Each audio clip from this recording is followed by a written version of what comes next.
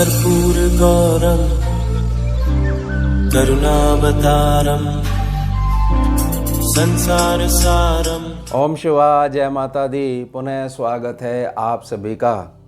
चलिए हमारा विषय ले लेते हैं मेष राशि। अगस्त 2024 गोचरीय ग्रहीय जो गणना है उसका क्या प्रभाव पड़ेगा मेष राशि जो पहली राशि है उसके जातकों पे। ये कुंडली देखिए और साथ में हम समझते हैं कि गोचरीय जो प्रभाव है वो किस तरीके से प्रभाव दिखाएगा अपना। इसमें 25 अगस्त तक जो मंगल वृष राशि में बैठे हुए हैं, 2 नंबर राशि में बैठे हुए हैं, 26 तारीख से जो है ये आगे मूव कर जाएंगे, यानी मिथुन राशि में आ जाएंगे। जो गुरु के साथ में बैठे हुए दिखाई दे रहे हैं आपको, ये आगे चले जाएंगे। 25 अगस्त तक यहाँ पर ये बैठे हुए हैं गुरु के साथ में। 16 अगस्त की जो तिथि आएगी, डेट आएगी, सूर्य जो है कर्क राशि में जो बैठे हुए हैं वहाँ बैठे रहेंगे और 17 अगस्त से सूर्य जो है अपनी राशि में चले जाएंगे, यानी 5 नंबर में आ जाएंगे, सिंह राशि में मूव कर जाएंगे। उसके पश्चात बहुत बड़ा परिवर्तन जो बुध देव हैं उनके संदर्भ में रहेगा। 5 अगस्त से बुध जो है वक्री होना शुरू हो जाएंगे। शुरू हो जाएंगे का मतलब यह है कि वो पीछे भी ट्रैवल करना शुरू हो जाएंगे, इसलिए प्रयोग करा कि शुरू हो जाएंगे, क्योंकि ट्रैवल भी उनका साथ में शुरू हो जाएगा। तब तक यह जो है सिंह राशि में बने रहेंगे, लेकिन जैसे ही 12 अगस्त की जो डेट आ जाएगी तो वक्री तो होंगे ही, लेकिन साथ में एक घर पीछे चले जाएंगे, एक राशि पीछे चले जाएंगे, यानी कि कर्क राशि में आ जाएंगे, 4 नंबर में आ जाएंगे। और जैसे ही 29 अगस्त हो जाएगी तो 29 अगस्त से बुध जो है जो वक्री चल रहे हैं वह हट जाएंगे और पुनः मार्गी हो जाएंगे। इसके पश्चात बहुत लोगों के लिए अच्छा भी रहेगा और थोड़ा सा कठिन समय भी आ सकता है, क्योंकि 25 अगस्त के बाद शुक्र जो है वो कन्या राशि में चले जाएंगे, आगे मूव कर जाएंगे, जहाँ पर पहले से केतु देव बैठे हुए हैं। कन्या राशि में स्कैनिंग के पैनल पे हम इसको एल साइन देते हैं, यानी शुक्र के पास जो ताकत थी वह आधी रह जाएगी। अगर बहुत अच्छी ताकत थी तो वो भी आधी रह जाएगी और जो बुरा प्रभाव था वह भी तुरंत आधा हो जाएगा। अब ये देखना है कि जो आपकी जो लगन कुंडली है वह जब तक स्कैनिंग के पैनल पर नहीं डलेगी तब तक पूर्ण रिजल्ट जो है नहीं कहा जा सकता है। इसके पश्चात जो है 11 नंबर में यानी कुंभ राशि में जो शनि देव बैठे हुए हैं, वक्री हैं यह भी, और ये 29 जून से 15 नवंबर तक लगभग 139 दिनों तक वक्री बने रहेंगे। अब इसमें छोटी सी प्रार्थना करना चाहता हूँ मैं, इसमें इसको समझिएगा जिससे कि आपको एक्चुअल जो ज्ञान है वो मिल सके और व्यर्थ में इधर उधर जो भागते रहते हैं उनको एक सही दिशा मिल सके। जो ये मासिक जो राशिफल होता है यह चंद्र राशि पर आधारित होता है और राशि केवल एक ही राशि होती है, उसी को चंद्र राशि बोला जाता है। बहुत अच्छे ढंग से इसको आप समझ लीजिएगा, आगे जीवन में कभी परेशानी नहीं होगी। जो आपकी लगन कुंडली है उसमें 12 घर होते हैं और 12 घर में कोई ना कोई राशि बनी हुई होती है। तो चंद्रमा जहाँ पर बैठे हुए हैं वहाँ पर 1 में से 12 अंक तक कोई भी जो अंक लिखा हुआ है वही उसकी मूल राशि कहलाएगी। अब जो जातक को अभ्यास यह बना हुआ है, भगवान जाने कैसे किसने हिसाब बनवा दी है कि नाम अगर आपका ये है तो आपकी राशि ये है, और नाम से ही जो है सारे जो गुण हैं, आपके कर्म पद्धति है वो सारी कट जाएगी। केवल नाम से जो लिखा हुआ है वो फल आपको मिल जाएगा। मतलब घर बैठे बिठाए तो बिल्कुल भ्रम में आप जी रहे हैं, कोई कॉन्सेप्ट ही नहीं है। स्कैनिंग में तो बिल्कुल पैनल पे एनर्जी रजिस्टर्ड ही नहीं होती है कि नाम का क्या करना है। नाम तो कोई भी कैसा भी रख सकता है, घर का अलग लग सकता है, कागजों में अलग लिख सकता है, प्रचलित नाम अलग लग सकता है, या आजकल जो है वो सिग्नेचर ऐसे होने चाहिए, नाम ऐसा होना चाहिए, उससे सब कुछ बदल जाएगा और कर्मों की तरफ किसी का ध्यान नहीं जाता है। खैर अलग अलग अपनी अपनी समझ है, तो नाम से कोई राशि नहीं होती है, आपको क्लियर होनी चाहिए आपकी लगन कुंडली में राशि क्या है। उसके पश्चात अगर आपको क्लियर हो गई कि हाँ मेरा चंद्रमा जहाँ बैठा हुआ है वहाँ 1 नंबर लिखा हुआ है और मेरी मेष राशि है, तो उस पूरी पृथ्वी पे जितने मेष राशि के जातक हैं वो गोचरीय गणना उनसे डिवाइड कर दो। अगर ऐसा लिखा हुआ है या ऐसा बताया जा रहा है कि बिल्कुल अटल है कि इस महीने धन लाभ होने वाला है, आपकी मूल जो मासिक आय है उसमें 10% का आपको बढ़ोतरी देखने को मिलेगी, तो 10% की जो बढ़ोतरी है डिवाइड बाई इतने करोड़ जातक मेष राशि के हैं उनमें डिवाइड कर दीजिएगा, तो आप देखिए कि आपके पास कितना प्रतिशत आएगा।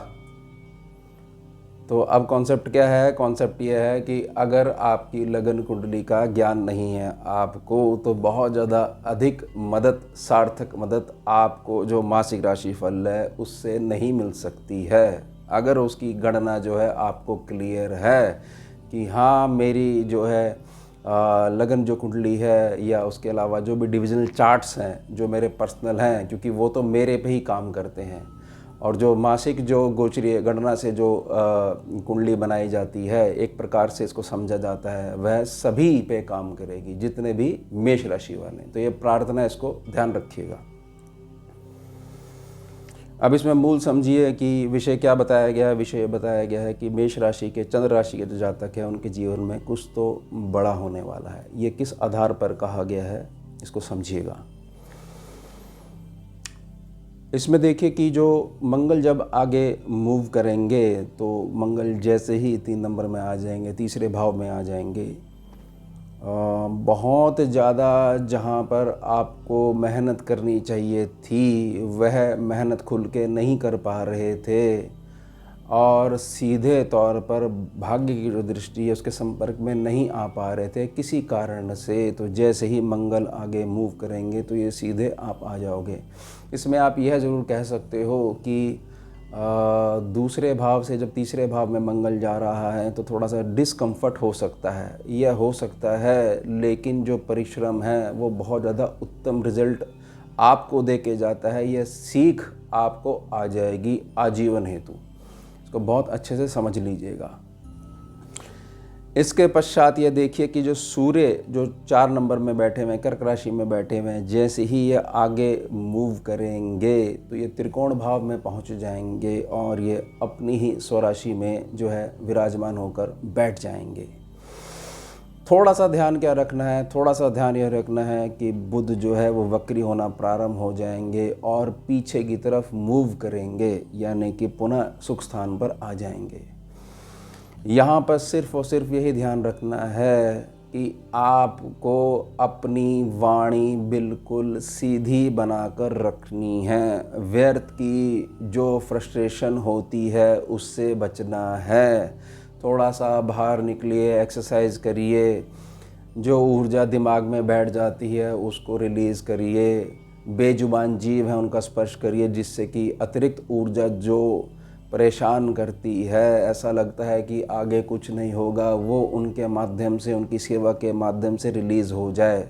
बस ये छोटा छोटा ये ऊर्जा के स्थानांतरण ही अगर आप सीख जाओगे तो आपको समझ में आ जाएगा कि कैसे संकल्प के आधार पर ही सारे कार्य संभव हो पाते हैं। अब छोटी सी प्रार्थना यह करूँगा, क्योंकि शुक्र जो है वो भी आगे मूव करेंगे और शुक्र केतु के साथ बैठ जाएंगे, और शुक्र के पास जो पावर है वो जो है एक प्रकार से आधी रह जाएगी। अब इसमें प्रार्थना क्या है? प्रार्थना यही है कि शुक्र जब जैसे ही कन्या राशि में आ जाएंगे तो सीधी दृष्टि इनकी पड़ जाएगी द्वादश भाव पे, जहाँ पर राहु बैठे हुए हैं पहले से ही। अगर तो मेष राशि के जातक किसी भी प्रकार के व्यर्थ के काम जो उनको नहीं करने चाहिए, धर्म की दृष्टि से जो उनको पता है वो अभी तक गलत करते आ रहे हैं, तो आपकी 1000% मुश्किलें बढ़ेंगी ही बढ़ेंगी। ध्यान रखिएगा मेरी इस बात को। वो आप जानो, आपकी आत्मा जाने। और जो जातक ऐसे हैं जिनको अभी तक किसी भी प्रकार से कोई दिशा नहीं मिल पा रही थी, जैसे ही ये आगे मूव करेंगे तो वो जो भार है वो लगभग आधा हो जाएगा। यानी कि अब ये आपके ऊपर डिपेंड करता है कि आप किस प्रकार से अभी तक चलते आ रहे थे। यानी कि जैसे आपके कर्म रहेंगे उसी प्रकार से आपको आगे की व्यवस्था तैयार खड़ी मिलेगी। ध्यान रखिएगा इस बात का। बहुत मैंने स्पष्ट कर दिया है, कोई ऐसी मीठी बात नहीं कही है, क्योंकि मीठी बातों का अस्तित्व कर्म के अभाव में कभी भी सार्थक नहीं हो पाता है। शनि जो है यहाँ पर बैठे हुए हैं, तो ये वक्री हैं, ये वक्री बने रहेंगे नवंबर तक। लेकिन इस बात को बहुत अच्छे से समझिएगा। मैं हमेशा प्रार्थना करता हूँ कि शनिदेव से संबंधित कभी भी आपको कष्ट आ रहा है, और अगर आप स्वीकार कर लेते हो कि नहीं, जैसे हमारे कर्म में वैसा रिजल्ट हमें मिल रहा है, लेकिन अब आपका संकल्प ऐसा है कि हम बहुत कुछ बदलना चाहते हैं और तब भी आपको वर्तमान में लाभ नहीं मिल पा रहा है, तो भगवान शनिदेव जो हैं उनको अपनी माता से बहुत ज़्यादा स्नेह है, प्रेम है।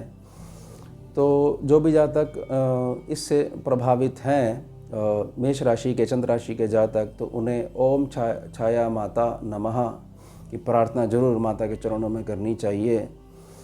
और यह आपको क्लियर होना चाहिए आत्मीय रूप में कि हाँ, अब हम लेसन लर्न कर चुके हैं, हमें समझ में आ चुका है कि सीधा मार्ग जो है वो परिश्रम का ही है। ये शॉर्टकट्स अपनाने से या ऐसे करने से किसी ने कुछ नहीं देखा है, किसी को कुछ पता नहीं लगेगा, और टेढ़े मेढ़े चलते आ रहे हो तो शनिदेव अब सीधा बना रहे हैं अब आपको।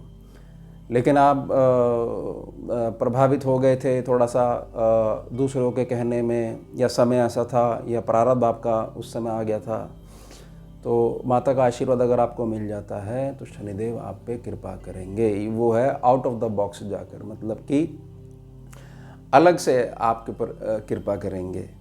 तो यहाँ पर बड़ी प्रार्थना रहेगी कि मूल स्कैनिंग के पैनल पे यही निकाला गया है कि कुछ तो बड़ा होने वाला है। ध्यान रखिएगा इस बात का, क्योंकि जो ये सूर्य जब अपने उसमें आएंगे तो बहुत कुछ पॉजिटिव बदलाव और वैसे वैसे जातक आपके जीवन में आने शुरू हो जाएंगे, या जातक पहले से आ गए हैं और एक आपका कोई कार्य रुका हुआ है तो उसमें अभी तक आपको ना तो परफेक्ट ना हो पा रही थी कि चलिए मना कर दीजिए जिससे हम आगे बढ़ें, और ना हाँ हो पा रही थी जिससे आप बीच में अटके हुए थे, तो उसमें बहुत बड़ा रिलीफ आपको देखने को मिलेगा। और मेरी प्रार्थना याद रखिएगा, मैंने आपको बिल्कुल क्लियर कह दिया है, हमेशा ही मैं प्रार्थना करता हूँ कि लगन कुंडली जब तक स्कैनिंग के पैनल पे नहीं डलेगी तब तक कुछ नहीं पता लगता है। एक प्रकार से हर महीने की तरह आप अगर इंतज़ार देखते हैं तो आपको पहले क्लियर होना चाहिए कि किस प्रकार से ये सारी गणनाएं काम करती हैं और लागू हो पाती हैं। ध्यान रखिएगा, मेरी बड़ी प्रार्थना रहेगी। अब मिलते हैं आपसे अगले भाग में नए विषय के साथ, नई राशि के साथ। जुड़िए और जोड़िए। ओम शिवा जय। भुजगेन्द्रहारं कर्पूरगौरं करुणावतारं